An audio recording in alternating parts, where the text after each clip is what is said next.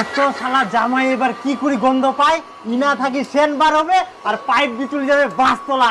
কেমন বুদ্ধিটা খাটাইয়াম। কি কথা কন তোমরা?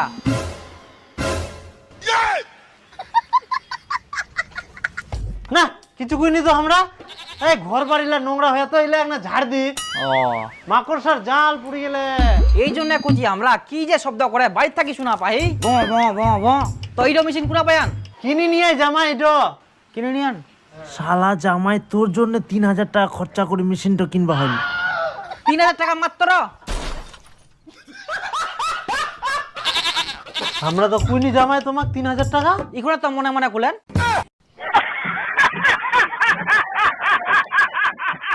শালা জামাই মনের কথাও বুঝা পাই যা। হ্যাঁ